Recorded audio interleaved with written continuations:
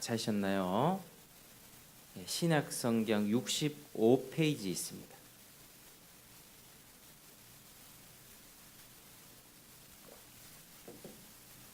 자, 다 찾으신 것 같아요. 그죠?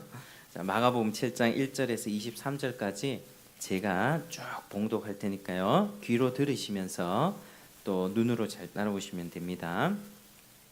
바리새인과 또 서기관 중 몇이 예루살렘에 와서 예수께 모여들었다가 그의 제자 중 몇 사람이 부정한 손, 곧 씻지 아니한 손으로 떡 먹는 것을 보았더라.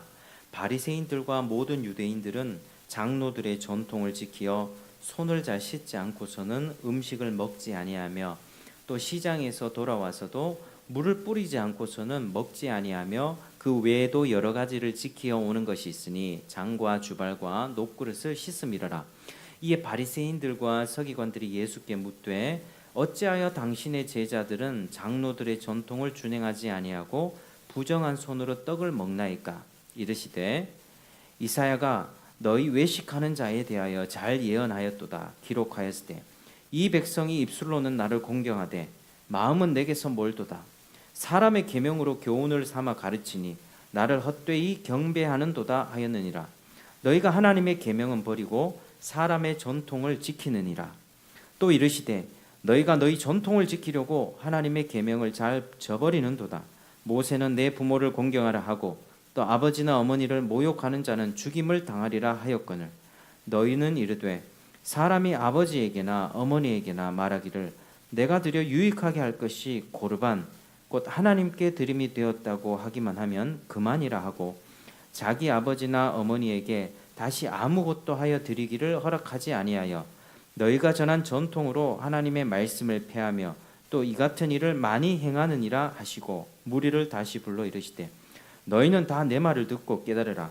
무엇이든지 밖에서 사람에게로 들어가는 것은 능히 사람을 더럽게 하지 못하되 사람 안에서 나오는 것이 사람을 더럽게 하는 것이니라 하시고 무리를 떠나 집으로 들어가시니 제자들이 그 비유를 여짜온대 예수께서 이르시되 너희도 이렇게 깨달음이 없느냐? 무엇이든지 밖에서 들어가는 것이 능히 사람을 더럽게 하지 못함을 알지 못하느냐? 이는 마음으로 들어가지 아니하고 배로 들어가 뒤로 나감이라. 이러므로 모든 음식물을 깨끗하다 하시니라. 또 이르시되 사람에게서 나오는 그것이 사람을 더럽게 하느니라. 속에서 곧 사람의 마음에서 나오는 것은 악한 생각 곧 음란 도둑질과 살인과 간음과 탐욕과 악독과 속임과 음탕과 질투와 비방과 교만과 우매함이니 이 모든 악한 것이 다 속에서 나와서 사람을 더럽게 하느니라. 아멘.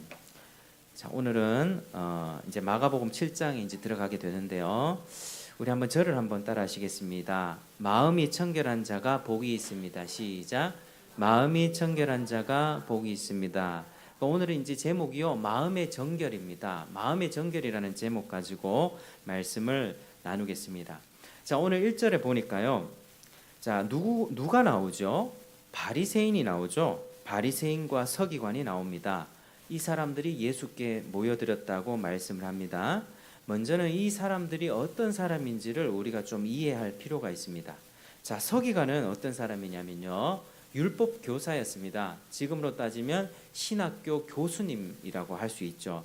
목사님, 교수님. 그러니까 가르치는 사람이었습니다. 그러면 바리새인들은 어떤 사람이냐면 이 율법 교사의 가르침을 그대로 따라 살아가려고 하는 경건한 사람들의 그런 그룹들이었습니다. 바리새인들. 자, 이렇게만 딱 들으면 이 사람들이 좋은 사람 같나요? 나쁜 사람 같나요? 좋은 사람 같죠.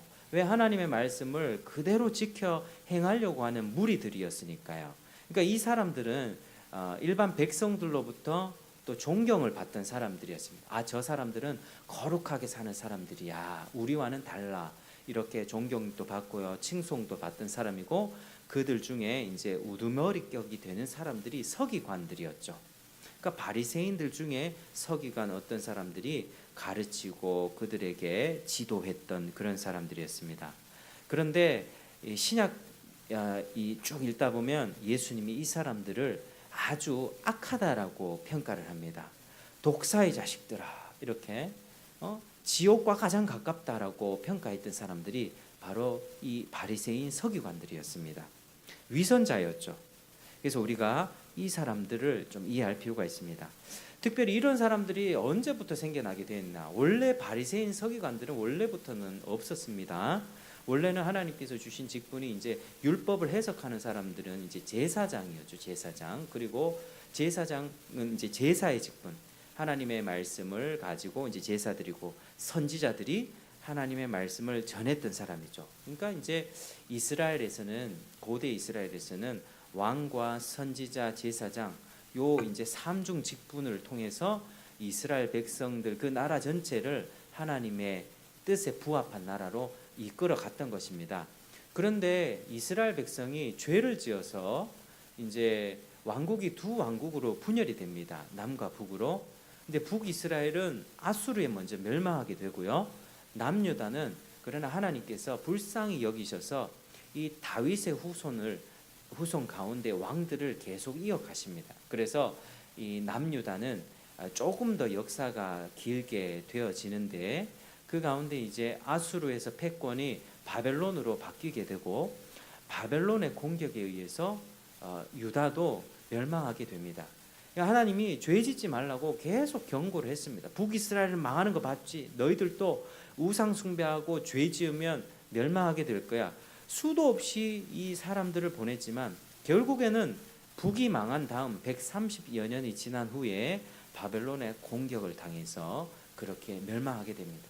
그때 한참 활약했던 선지자들이 뭐 예레미야라고 볼 수 있죠. 멸망기의 선지자, 굉장히 외롭고 또 눈물이 많았던, 멸망해 가는 나라를 보면서 괴로워했던 선지자가 예레미야였습니다. 그러니까 이제 바벨론에 의해서 나라가 망하니까요. 나라가 망할 때 가장 중요했던, 그들의 정체성을 가장 드러냈던 건축물이 뭐였죠? 성전이었습니다. 예루살렘 성전. 근데 바벨론 군대가 성전을 다 무너뜨려 버립니다.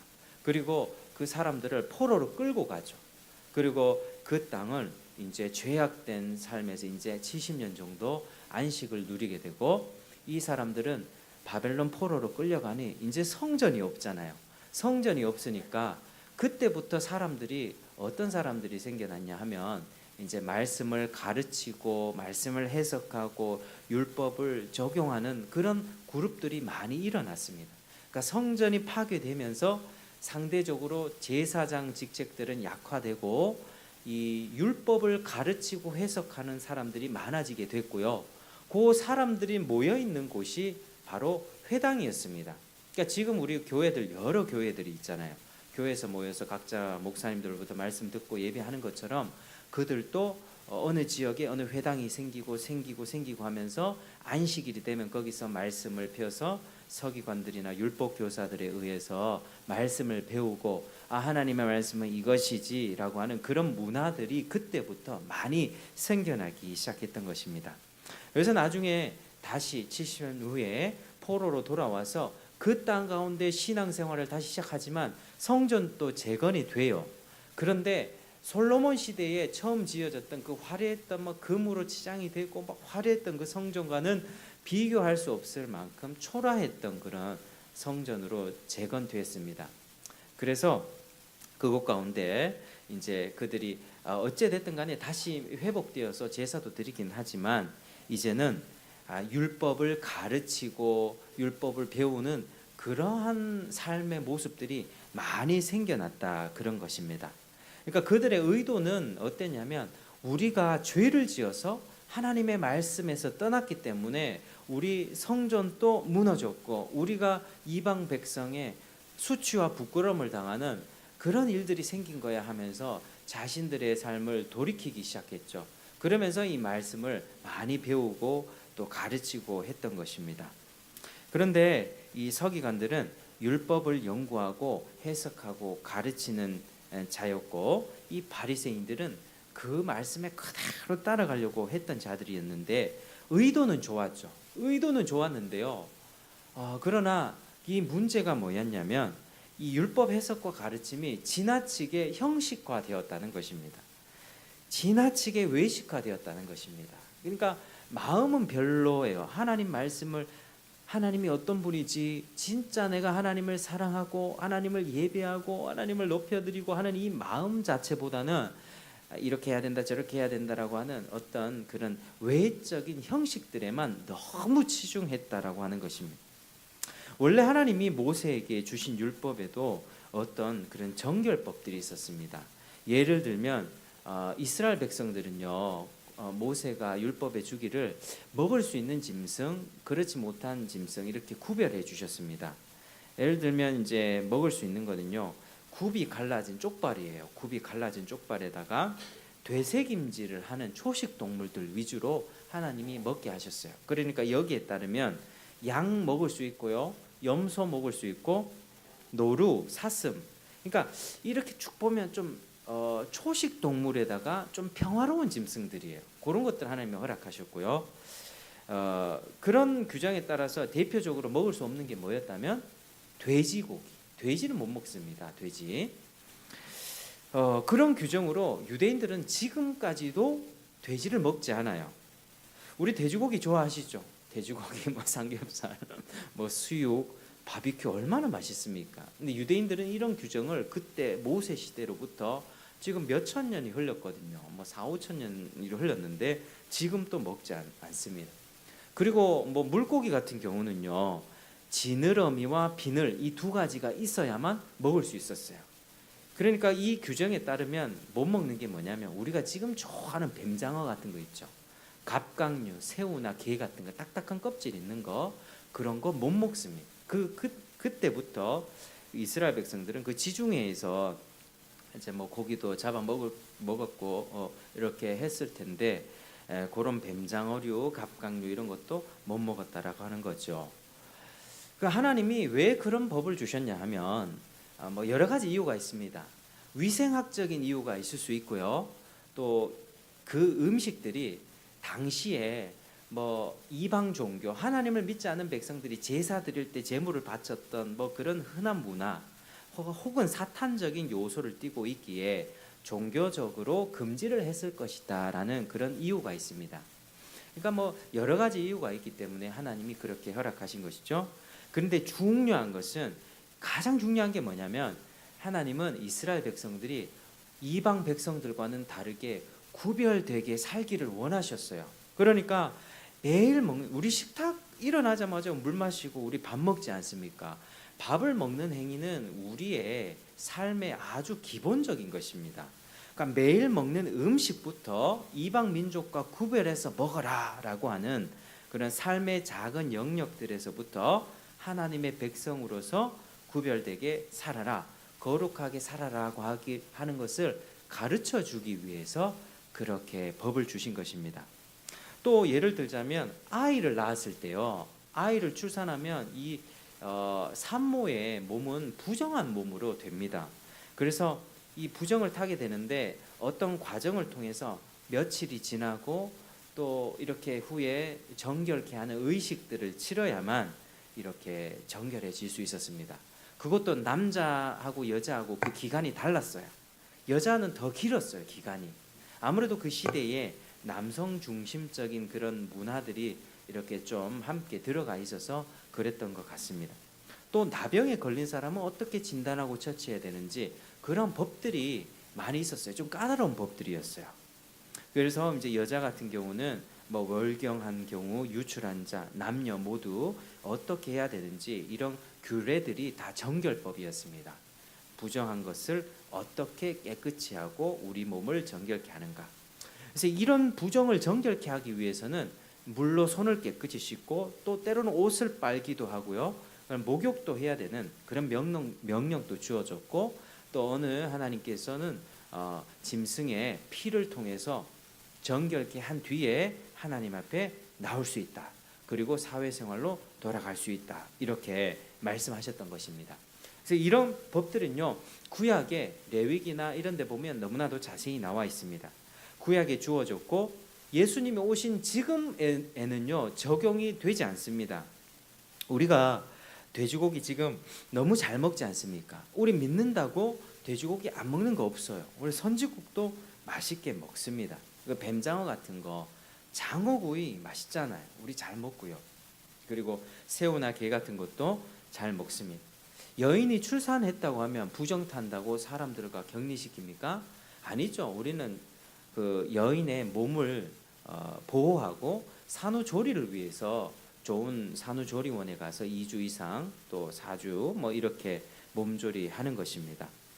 여러분, 죄인들과 만나서 저기 감옥에 뭐 갇혀 있는 죄수들을 만나서 얘기하고 손잡았다고 내가 부정해집니까? 그렇지 않죠. 근데 구약 시대는 그랬다고요. 부정탄 사람, 더러운 사람과 만나면 손잡으면 뭐 나병 있는 사람, 병 걸린 사람과 접촉하면 자기가 부정해지기 때문에 물로 씻고 피로써 제사 드리고 하는 이런 절차들이 있었습니다. 그래서 하나님이 구약에 이런 좀 까다로운 법들을 주신 이유는 뭐냐면 바로 그들을 초등학생처럼 가르쳤기 때문이에요. 그러니까 거룩을 가르치기 위해서 하나님이 초등학생들을 대하는 것처럼 그리스도가 오기 전에 초등학생 좀 그들의 입장에 맞게끔 그 시대의 문화에 맞게끔 거룩한 삶은 이렇게 살아야 돼라고 가르쳐 주신 것입니다.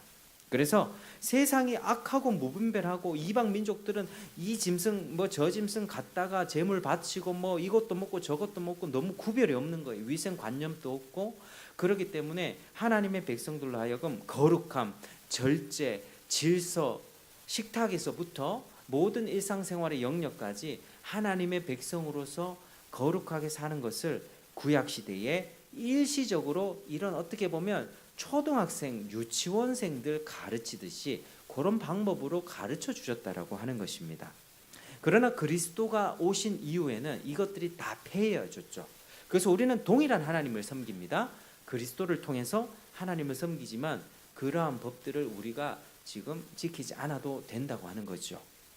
그런데 문제는 무엇입니까? 이스라엘의 문제는 무엇이었습니까?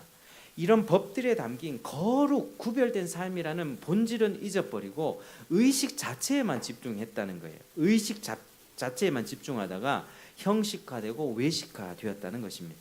모세율법에 나온 정결법들을 지나치게 확대해서 외적인 그런 규정들만 수없이 만들어냈고 그 법들을 지켜야 해야만 거룩해진다는 식으로 생각을 했던 것입니다. 그래서 그들을 예를 들면 사람들이 많이 있는 곳에서 이교도들이나 다른 부정한 것들과 접촉이 있을 수도 있었기 때문에 시장에 갔다 오면 사람들은 반드시 손을 씻어야 한다. 그래야 정결해진다. 위생의 이유가 아니라 종교적인 이유로 손을 씻으라고 그렇게 한 것입니다. 그럼 모세 율법을 가지고 있었던 사람들이 이런 맥락에서 그렇게 해야만 내가 깨끗해지는구나 그렇게 생각했던 것이죠. 또 안식일날 해서는 안 되는 노동 39가지 같은 경우도 그들이 만든 규례였습니다. 그러니까 포로 시대를 거치면서 율법학자들이 이건 이렇게 하고 이건 저렇게 하고 안식일날 노동하지 말라 했으니까 이거는 노동하는 거야, 이런 행위는 노동하지 않는 거야, 자기들의 어떤 생각과 기준대로 규정들을 너무 만들어냈다는 거죠. 그리고 그걸 딱 지킬 때라야만 거룩해진다 그렇게 여겼던 것입니다.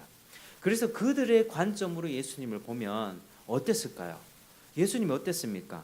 예수님의 부정한 사람들, 세리와 창기와 아주 나쁜 사람들과 어울려서 먹었습니다. 그들의 눈으로 보면 이 환장할 일이죠. 그 죄인들과 어울려 먹으면 같이 젓가락 섞을 것이고요, 접촉할 것이고요, 이야기하다 보면 침 튈 거고, 그러니까 그들의 입장에서 보면 부정한 짓을 한 거죠. 또 안식일날 사람을 고쳤습니다. 그들의 입장에는 안식일날 아주 응급한 상황 아니면 고치면 안 되거든요. 만성병자들은 그냥 다른 날 고쳐야라고 이렇게 가르쳤습니다. 그러니까 예수님이 이 38년 된 병자, 12년 혈류증 여인들 막 고치니까 이 바리새인과 서기관이 보니까 아니 저 사람은 안식일날 하지 말아야 되는 그 죄를 왜 짓는 거야? 그들의 눈의 관점을 보니까 예수님은 정말 이해가 안 되는 거예요. 부정한 짓을 하는 거예요. 그 가르침은 위험이 있고 보통 서기관들과 다르게 되게 존엄하고 예수님은 굉장히 달라 보이는 사람이었지만 위대한 랍비 선생님 같아 보였지만 하는 짓이 그들의 눈에는 탐탁지 않고 마음에 들지 않았던 것입니다. 오늘 본문처럼 그의 제자들은 또 어떤 일을 했습니까? 손을 씻지 않고 식사를 했습니다. 부정탄 짓이죠. 이것이 장로들의 전통이고요. 사람이 만든 법이었어요. 하나님이 주신 본질과는 전혀 동떨어진 율법주의였습니다. 이 율법주의는 뭐냐면요, 율법은 나쁜 게 아니에요. 하나님께서 구약해 주신 이 율법은요, 거룩하고 참되고 의롭고 그 율법 앞에 우리는 서야 합니다. 우리가 하나님 앞에 심판받는 기준도 율법이에요. 그런데 율법주의는 악한 거예요. 악한 거. 율법은 선하고 의롭고 거룩하지만 율법주의는 뭐냐면 율법을 지킴으로써 하나님께 인정을 받고 구원을 받으려고 하는 자기 구원, 행위 구원이기 때문입니다. 기독교를 제외한 모든 종교가 행위 구원이에요. 어떤 과정을 거쳐서 이 교육을 받은 다음에 내가 이 성당에 입교할 수 있고 세례를 받을 수 있고 이 과정을 거치고 3년간의 교육을 받은 다음에 불교의 신자증을 받기도 하고 그럽니다. 거기서 요구하는 절차들이 있잖아요. 그런 절차들을 다 거쳐야만 이제 내가 받아들여진다. 그렇게 얘기를 하는 것입니다. 많은 종교가 그렇습니다. 수많은 종교들이 다 자기들의 기준이 있죠. 그러나 이 율법주의는, 기독교는 율법주의가 아닙니다. 내가 어떤 행위를 해서 율법을 행하고 만족시켜서 하나님께 의롭다함을 받으려고 한다. 이거 불가능한 거죠. 불가능한 거. 율법을 보면 너무나도 거룩하기 때문에 우리 스스로 행할 수가 없습니다. 우리 스스로 그걸 지켜낼 수가 없다고요. 그러니까 우리가 율법을 보면 굉장히 조금 나쁜 듯한 뉘앙스를 갖고 있거든요. 율법 이러면은 왠지 나쁜 것 같이 우리 속에는 인식들이 각인되어 있지만 율법이 나쁜 게 아니라 율법을 지키지 못하는 내 마음이 문제이고요. 율법을 지키지도 못하는데 사람의 생각대로 뭔가를 만들어내 가지고 그거 몇 단계 거치고 그거를 하면 하나님이 인정해 줄 거라고 하는 그렇게 가르치는 율법주의식의 가르침, 행위 구원의 가르침이 나쁜 것입니다. 이거는 기독교와 절대적으로 나쁜 거예요. 예를 들면 요즘에는 이 사회가 타락하고 있잖아요. 많이 타락하고 있으니까 사람들이 어떤 식으로 생각을 하냐면 두려움과 떨림으로 구원을 이루어야 된다. 그러니까 회개해야 된다. 막 우리 찔리는 말을 막 하거든요. 그런데 믿음 더하기 네가 거룩한 행위를 해야 구원을 받는다라고 가르치는 그런 사람들이 많이 있습니다. 그런 교단들이 있고요. 그런 교회들이 많아지고 있어요. 우리 이거 잘 보셔야 됩니다. 제가 오늘까지 되게 그 사람들 어떻게 생각하냐면 되게 거룩하게 살려고 노력해요. 전도도 하고요, 말씀도 읽고 기도도 하고 밤에는 수첩 써가지고 오늘 내가 회개한 게 뭔지 막 하나도 빠뜨리지 않고 회개하려고 노력하며 삽니다. 그렇게 노력해요. 오늘 내가 상태가 좀 괜찮다라고 생각했을 때 하나님이 날 데려가시면 천국 간다 생각해요. 근데 그 다음 날 우리도 그렇죠. 내가 오늘까지 상태 좋다가 내일 바닥 칠 때가 있습니다. 그러면 오늘까지 좋다가 오늘 천국 안 가고 내일 정말 바닥 치고 방탕하게 잠시 하나님 앞에 방황하던 그때에 하나님이 날 오라고 부르시면 그때 어떻게 됩니까? 그때 지옥 간다고 가르칩니다. 그게 잘못된 거예요. 우리는 그러면은 내가 하나님 앞에 받아들여지는 그 기준이 어디 있는 거예요? 내가 상태가 얼마만큼 좋아야지 하나님이 받아주십니까? 내가 회개를 얼마만큼 해야 되고 눈물을 얼마만큼 쏟아야지 하나님이 받아주시냐 이거예요. 그들은 자기들의 잣대대로 자기들의 느낌과 그런 주관적인 기준대로 오늘 이 정도 살면 하나님이 받아주실 거고 내일 바닥을 치면 하나님 날 버리실 것이라는 그런 잘못된, 굉장히 열심히 하고 뜨겁게 보인단 말이에요. 막 기도 열심히 하고요, 복음 열심히 전하고 막 그렇게 산다고요. 그런데 그 사람들은 교묘하게 자기 행위로 하나님 앞에 인정받으려고 하는 그런 자기 의로움이 그들 마음속에 배어 있다고 하는 거예요. 그래서 그 사람들은 굉장히 조심해야 되는 거예요. 우리는 율법의 행위로 나의 의로 구원을 받는 것이 아니라 하나님 앞에 설 수 없지만 예수 그리스도의 의로 구원을 받고, 비록 내가 내일 바닥을 치는 인생 그때에 잘못하다가 교통사고 나서 하나님이 부르셨다. 나는 정말 인생의 최악의 상황에서 하나님을 만났다 해도 하나님이 그 영혼 구원하십니다. 왜죠? 인간은 원래 그래요. 내가 좀 좋을 때도 있고요, 나쁠 때도 있고 바닥을 칠 때 있습니다. 그러나 그 영혼 그렇다 할지라도 하나님이 그리스도 안에서 의롭다고 칭해 주셨기 때문에 오직 믿음으로 칭의, 오직 믿음으로 넌 하나님의 자녀야 라고 택해 주셨기 때문에 우리 영혼은 조금 흔들린다 할지라도, 혹여나 바닥칠 때 교통사고 나서 하나님 앞에 들어갔다 할지라도 지옥 보내는 것이 아니라 그 영혼을 받아주시는 것입니다. 이런 영혼이 하나님 앞에 살아서 죽을 날까지 계속 신앙생활을 하다 보면 이렇게 엎치락 뒤치락 하다가 점차적으로 주님을 닮아가는 상향 곡선을 이루게 되어 있습니다. 그게 바른 신앙생활이죠. 그러니까 율법주의가 굉장히 교묘하고 나쁜 것입니다. 이제 이 사람들이 그러한 율법주의, 율법의 정신과 본질, 하나님은 어떤 분이고 하나님은 어떤 일을 행하셨고 나에게 뭘 요구하시는지 그런 본질은 전혀 버려버리고요, 자기들이 만든 규정, 안식일날 이거 하면 안 돼 39가지, 유대인들 율법을 정리해서 얼마나 똑똑한지요. 613가지로 체계적으로 정리를 했어요. 그래서 이걸 다 지켜야만 구원받을 수 있다라고 생각했어요. 그게 잘못된 생각이에요. 그렇게 했다면 구약시대 때 하나님이 희생제사 제도를 왜 줬겠습니까? 율법을 딱 주고 율법에 의해서 율법을 지키지 못했을 경우를 대비해서 속죄제라고, 속건제라고 하는 죄를 용서받는 제사를 함께 주셨다고요. 그러니까 율법은요 못 지켜요. 율법을 보면서 나는 하나님 앞에서 죄인이구나 이걸 인식하고 제사 드릴 때 어떻게 드리라고요? 하나님 앞에 이 피를 통해서 죄를 사함받고 하나님 용서해 주십시오. 그 피의 제사를 드리게끔 하나님은 그걸 의도하셨다라고 하는 것입니다. 수많은 정결법들도 그런 맥락 가운데 주신 것입니다. 그래서 이런 백성들, 율법주의에 빠져 있어서 그걸 가르쳤던 사람들, 예수님이 이 사람들을 보니까 너무 답답했던 것입니다. 이들이 예수님께 따집니다. 자, 5절 한번 읽어볼까요? 자, 5절, 자, 시작. 이에 바리새인들과 서기관들이 예수께 묻되 어찌하여 당신의 제자들은 장로들의 전통을 준행하지 아니하고 부정한 손으로 떡을 먹나이까? 자, 제자들이 손을 안 씻고 먹어요. 사실 손을 안 씻고 먹어도 크게 문제 되지 않죠. 위생적으로 조금 문제는 될 수 있겠지만 그 사람을 정말 더럽힙니까? 손 안 씻고 먹었다고, 손 안 씻고 음식물 먹었다고 내가 더 더러운 사람이 됩니까? 죄를 더한 게 됩니까? 실제적으로는 그렇지 않다고요. 근데 이 사람들이 그렇게 따졌습니다. 왜 당신의 제자들은 부정한 손으로 먹습니까? 왜 손을 안 씻었습니까? 예수님이 대답하죠. 6절에서 8절까지 어떻게 대답합니까?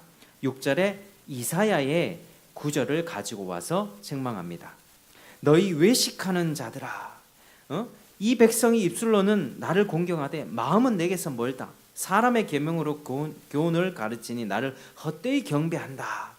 형식주의, 외식주의, 율법주의가요, 예수님이 오시기 전에 700년 전에 이사야가 활동을 했는데 그때도 이 사람들이 있었다라고 하는 것입니다. 이처럼 이 사람이 만들어낸 율법주의는 이걸 통해서 하나님의 계명을 파괴하는 것입니다. 자, 예를 들면 10절에서 13절까지 11절에 무슨 단어가 나오죠? 고르반 나오죠. 한번 따라할게요. 고르반은 예물이란 뜻입니다. 실제로 어떤 일이 있었냐면요, 그러니까 하나님 앞에 하나님 내가 가진 재산 하나님께 다 드립니다. 탁 이렇게 고르반 이렇게 바쳐버리면, 헌신을 맹세하면 다른 모든 게 열애가 된다고 그렇게 가르쳤어요.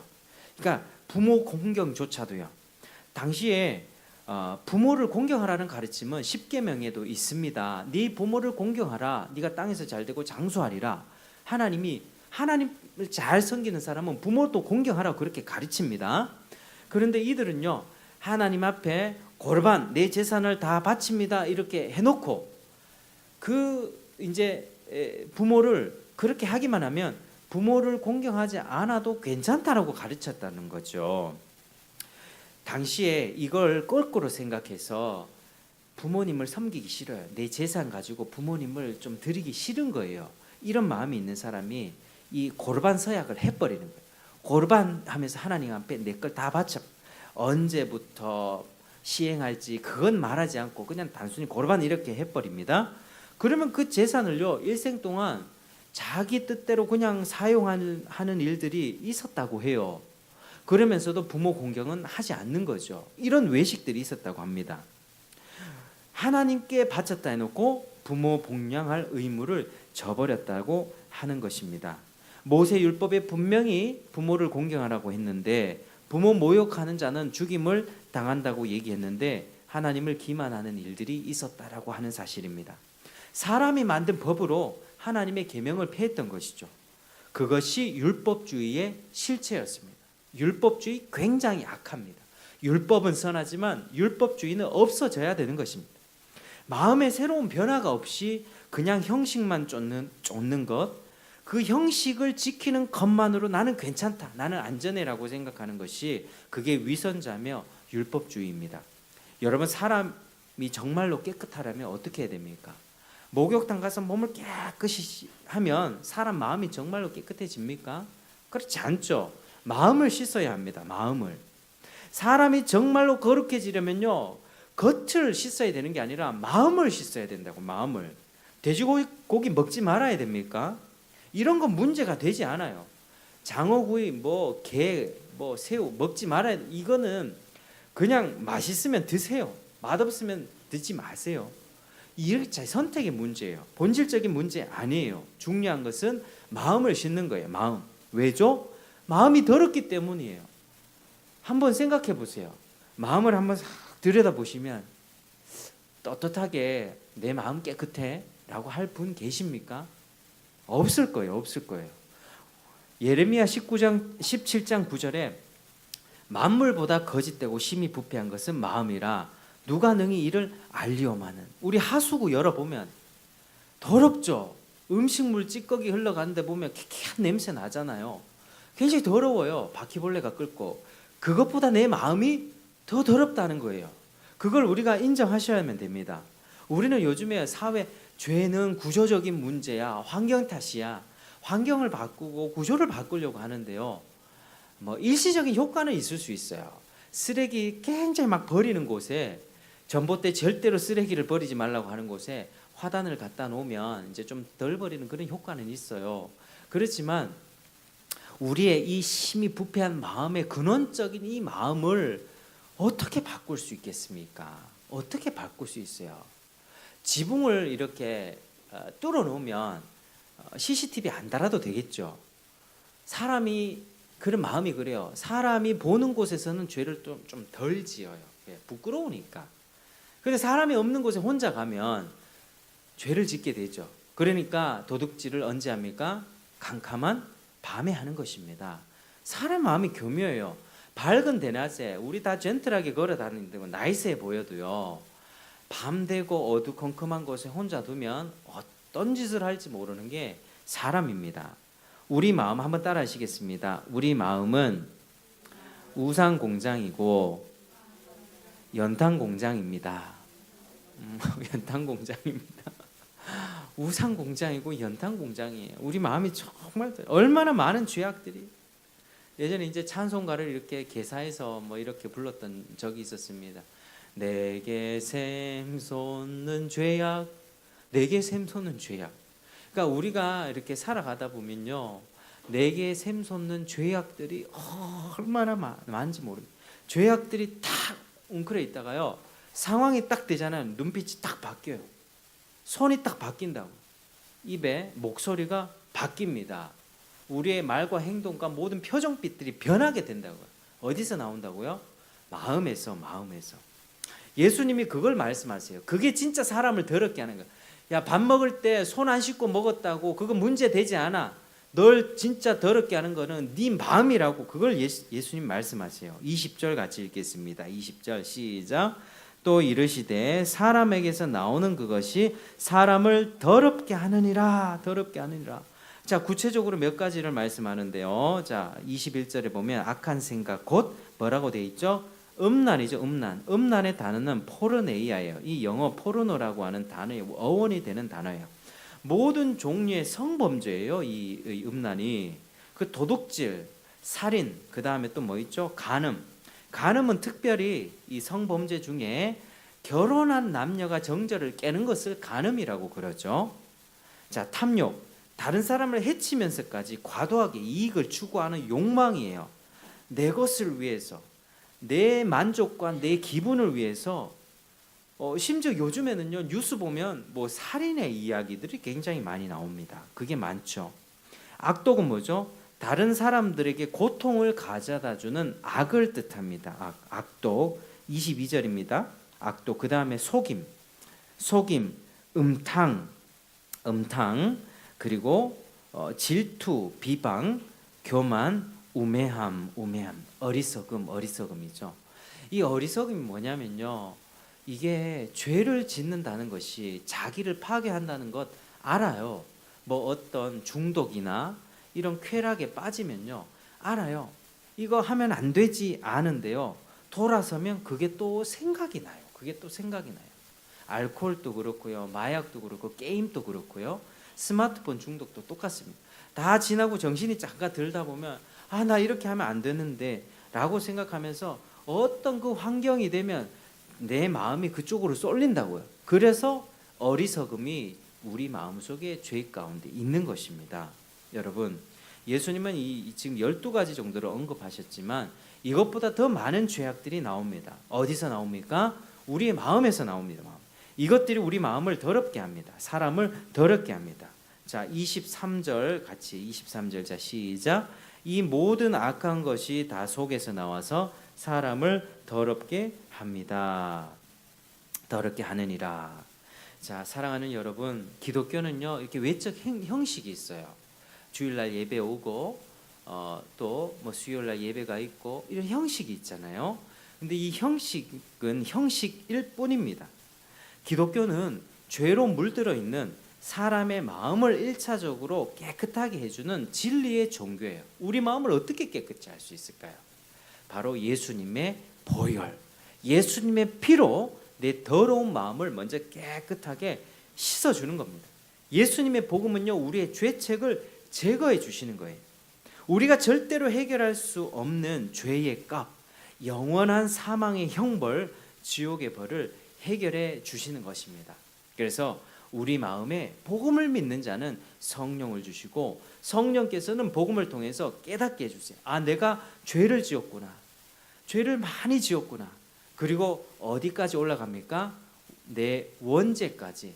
내가 태어나면서부터 죄를 갖고 태어날 수밖에 없었구나.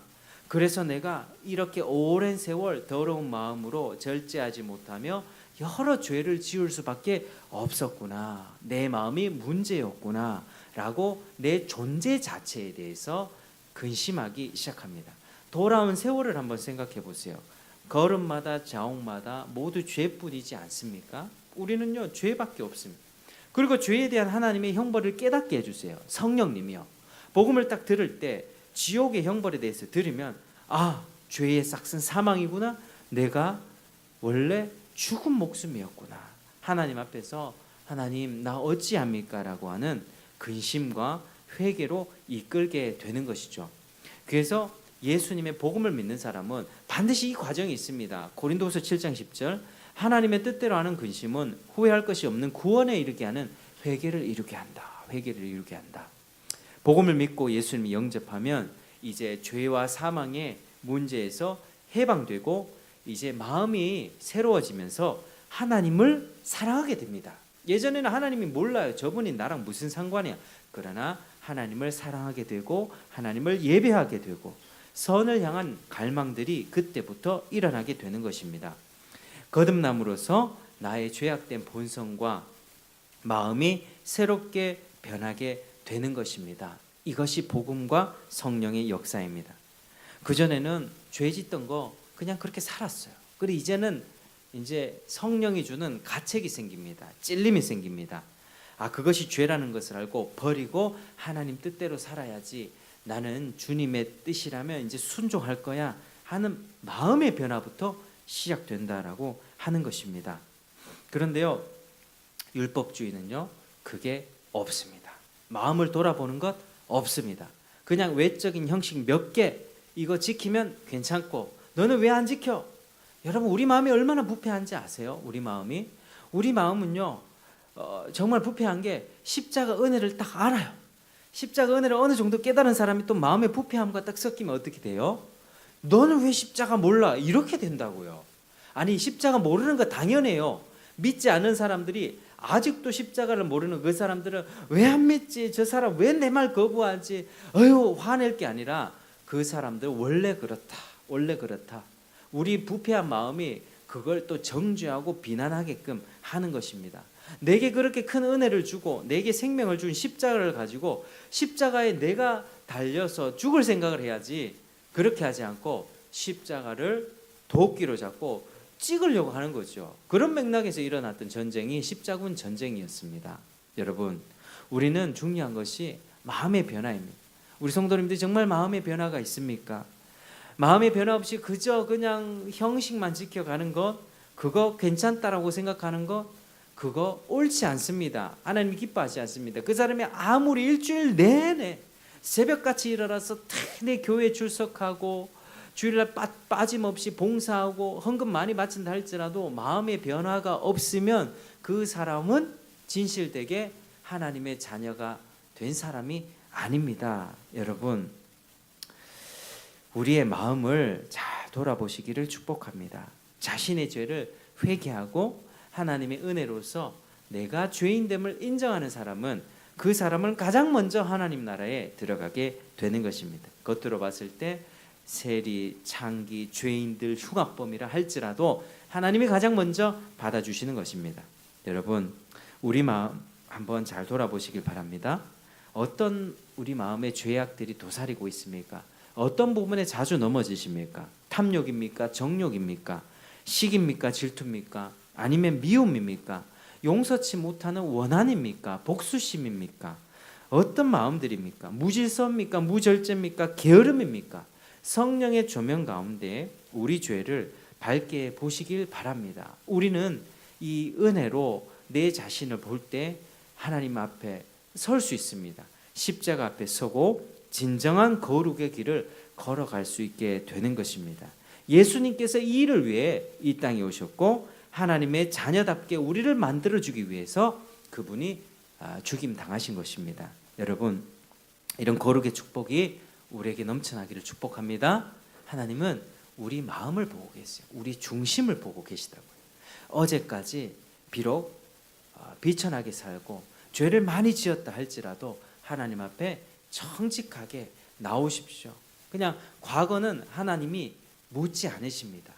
회개하기만 한다면, 자백하기만 한다면 하나님이 용서하시고 새 마음을 주시고 그 죄를 돌이키고 하나님 나라를 향해서 전진하는 인생으로 하나님이 세워주십니다. 이것이 복음이 주는 축복이고 하나님이 우리에게 허락하시는 가장 큰 죄사함의 복락입니다. 그래서 이런 복들이 한 주간에도 넘쳐나기를 바라고 정말 하나님 앞에 겸손한 마음으로 주를 섬기는 여러분 되시기를 주의 이름으로 축복합니다. 기도하겠습니다. 하나님 감사합니다. 오늘 말씀 통해서 우리 마음을 깨끗이 해야 된다는 사실을 깨닫습니다. 우리 안에 혹여나 율법주의의 마음이 있지 않았습니까? 여러 가지 몇 가지를 지켜놓고 나는 괜찮다라고 생각하는 경향들이 있지 않았습니까? 이 생각 버리게 하시고 오로지 하나님이 원하시는 내 마음을 깨끗게 하고 내 마음을 그리스도의 보혈로 씻겨내고 하나님 앞에 거룩의 길을 걸어가는 우리 될 수 있도록 주님 도와주시옵소서. 예수님 이름으로 기도드립니다. 아멘. 우리 다 같이